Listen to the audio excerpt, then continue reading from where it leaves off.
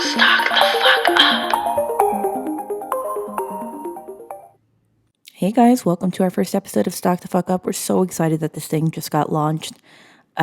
First, before we start saying anything, I want to just make it very clear and express a disclaimer that we are not financial advisors, lawyers. We are not suggesting that you do anything in particular with your money, but we are here to share opinions, thoughts, anecdotes, and some tips. Overall, I'm definitely not the first person to do this online, so you know the spiel. It is an anxious topic to talk about investments and stocks and crypto and NFTs because it's way over the average person's head, right? It's way over my head. And that's why I started educating myself little by little. And hopefully you'll just learn something as I learned something. Like I said, I wanted to talk a little bit about fear and how you should not let fear stop you from starting. I'm going to say that one more time. How you should not let fear stop you from starting. Now, that can apply to so many elements in our life, so many arenas in our life, and it does. And that, I want this podcast to also touch upon those, right? Ancestral wealth, ancestral, ties. I want to bring that up eventually in some future episodes, but how do you how do you fight fear? Fear is something that we deal with every day, but the fear of losing money seems to be a priority, such a big monster in society. So, are we fighting zombies? Is the CDC really preparing us for this apocalypse? No, but we have an internal fear every day that we wake up. Oh my God, am I making enough money? Is there enough money in my bank? Do I have the right job? Should I be investing? Should I be saving? Well, I want to share a fact with you that I read online. It says after living through two major stock market crashes, many millennials are leery of throwing money away by investing in the stock market. In 2019, BlackRock found that 65% of millennials' wealth was held in cash, the highest of any living generation. So we are those cartoons. We are the joke amongst Gen X and maybe even Gen Z. We're the ones putting the cash under the mattress and in the back tank of the toilet, and I don't know, I guess staring up at in the sky, assuming that some sort of FBI helicopter is chasing us for our cash. I'm almost positive that was a reference to Goodfellas, if you guys don't know that movie. Yeah, we're the joke of the generations at the moment, and we hold our money in cash. I was guilty of just that. I had, guys, I had a couple $1,000 in like an ottoman for a while, and my friends are like, there's banks for that. There's something that we went through. There's something that this generation went through that is making them feel that they can't even trust the banks. I'm not saying this is rational. Eventually, of course, I came to and I used a bank like a normal human being, and I trusted them with my cash. And I got a 401k, and I did all the adult things, but it was scary.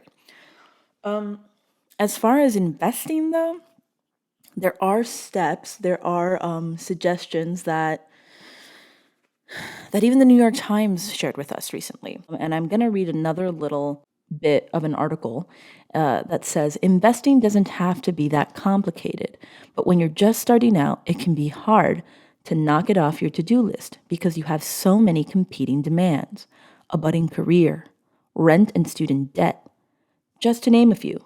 You also need at least some basic knowledge, which probably wasn't covered in any of your classes in high school or college. Now, my gosh, this just feels like, we're peeling away the truth of our upbringing. And again, guys, I am speaking to millennials, maybe some Gen Zers out there that can relate to the fact that they're not getting these bits of knowledge in school. But yeah, we just weren't prepared for this. So that's why there is so many forms of media. Mine is definitely not number one. There are so many amazing Twitch hosts out there, Twitch channels, other podcasts, Twitter accounts, YouTube channels that can educate you in the way that your brain processes the information. This, like I said, is going to be a podcast mostly with anecdotes and opinions.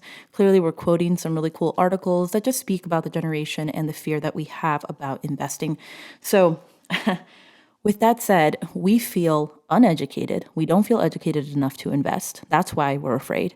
We're afraid of losing the money that we worked so hard and we were so, we overthought about earning to spend it. But there's always somebody in our life who's doing just what we want to do. The first step is to work out your fears and really figure out the budget. New York Times has their own tips, and I was actually reading through their article about things you should handle before investing, and one of them is, pay off your debt, take care of some loans. Don't just start investing. I'm kind of a different person. I like to kind of just take care of things all at the same time. So I do pay off my debt and I do go forward and I invest in whatever I'd like to, but I use a very particular app or apps that allow you to invest in increments so that you don't feel like you're abandoning these duties that they say that we have as adults. You can literally just start with $5. And that's amazing because when it comes to these shares, to these stocks that are worth thousands of dollars, hundreds of dollars, that's half your rent. That's a third of your rent, whatever it is that you pay for your bills or your student loans. Some of us can't afford to just drop $1,000 right off the bat. For those of you who can, what's stopping you? What is that fear? Take a step. That would be my first, if I'm going to leave you on this episode with a tip, take a first step to really look at everything that you have to spend, everything that you have broken down in your budget and go, hey, do I have $5 left? Can I not buy that cup of coffee for a month? 5 times 30, that's a good chunk of change that you can literally just open up one of these apps that allow you to start with a smaller increment of a share and start your portfolio. And no one can tell you anything because it's not like you're abandoning your debt. So yeah, guys, that's it. That's really what I wanted to discuss. We are going to get more into those other topics that I mentioned earlier when I told you what I really want this podcast to be. But as a premiere launch episode, this is it. Do not let fear stop you from starting. And that is applicable to so many things in life, but especially when it comes to investing. Let's be the generation that breaks these curses and breaks these ties of poverty and fear, and let's create wealth. Thank you, and see you next time.